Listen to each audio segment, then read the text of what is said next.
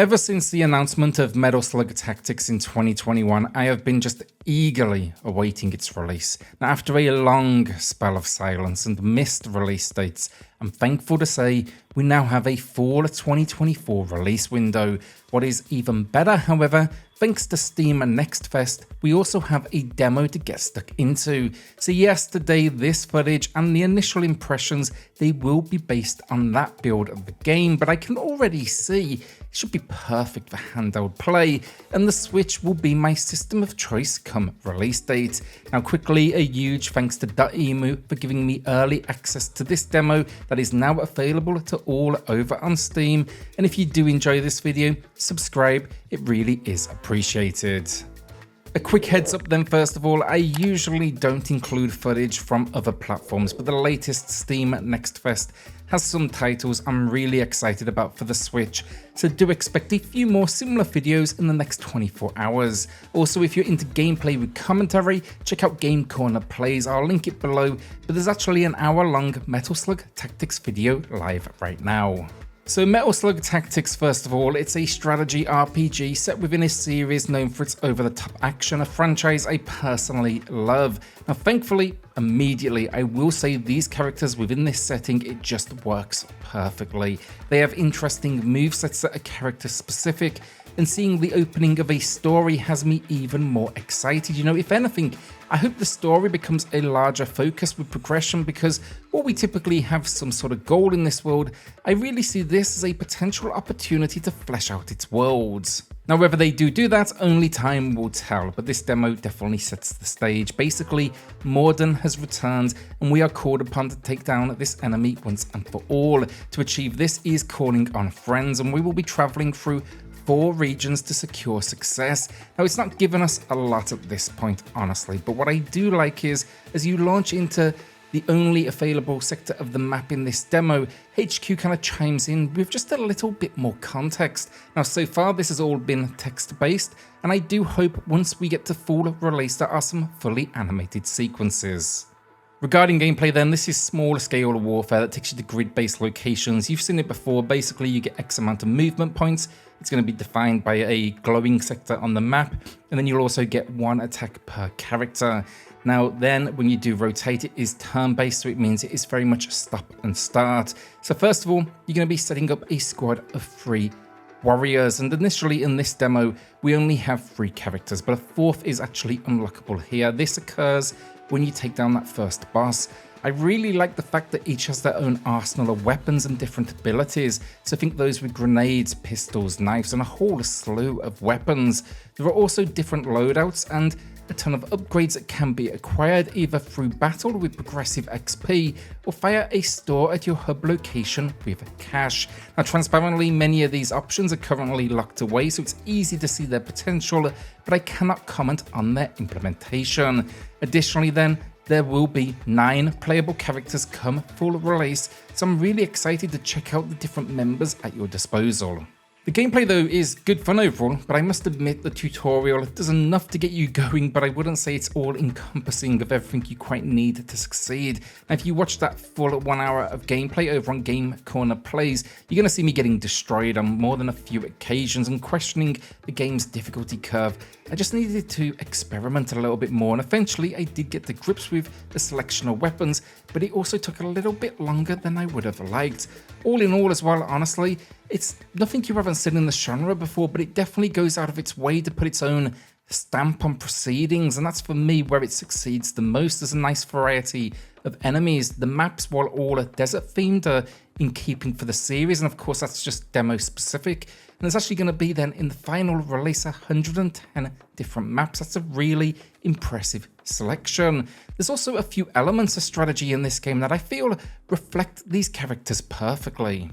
And what I mean by that is, first, the environment offers various destructible items. You can even use that to your advantage. Bridges, crates, cranes, they drop goods on enemies. That's just a few examples as well. There's also, of course, the Metal Slug tank that you can find in certain locations. My favourite so far is a snake that gets seriously angry if your enemies walk too close, and it of course lashes out and deals damage. There's also then something called sync attacks, and these are simple but effective. Basically, our characters in this world, they operate with a direct line of sight system, so they basically shoot at this stage at least, what is directly ahead of them, and for the majority of weapons, you actually need to be on the same level because yes, these maps have verticality. However, when you have two characters aligned with that same foe, they chain attacks together with flashy animations popping up on the screen, and it's a really nice element that makes you feel like you're working as a unit. Now here, however, is where I may lose some of you. The game has roguelite progression, meaning leveling carries over and purchases such as weapons are retained. However, when you do die, you're going to start that location of the map all over again.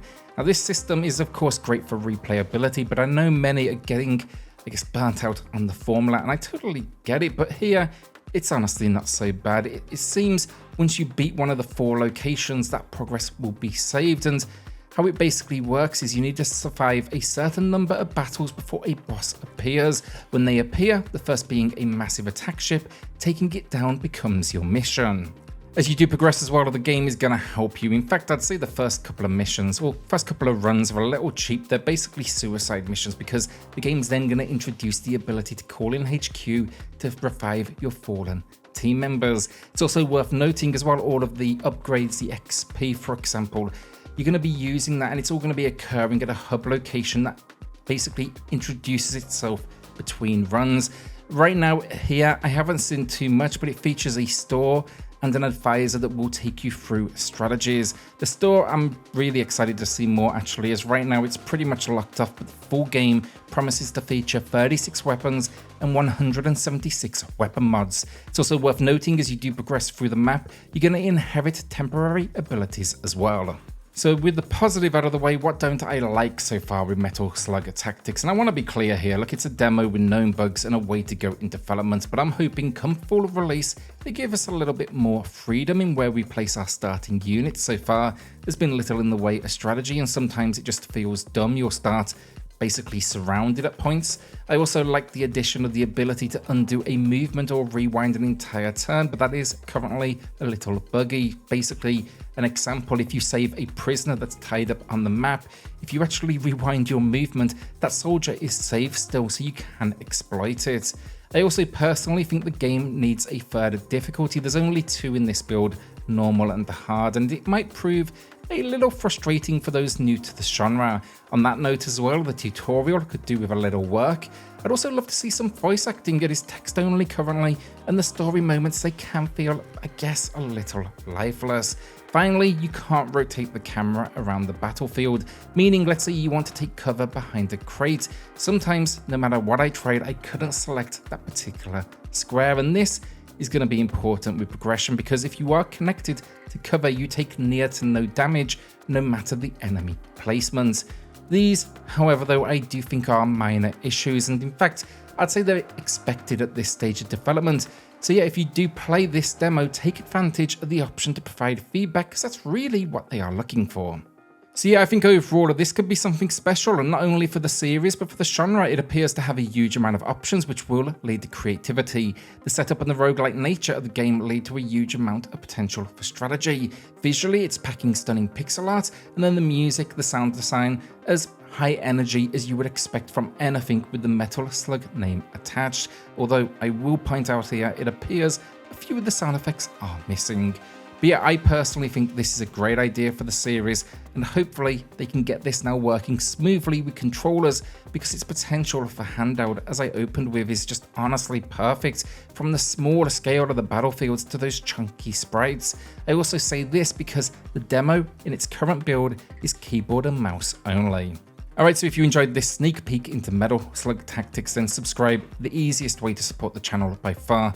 And also let me know in the comments, do you mind videos like this where I talk to games on Steam that will be heading to the Switch eventually? Because, you know, I could technically drop these on the XPcorner channel as well. I'll link that down below, but I'd love to hear your opinions. So with that, I'll see you all on the next video. Thanks everyone.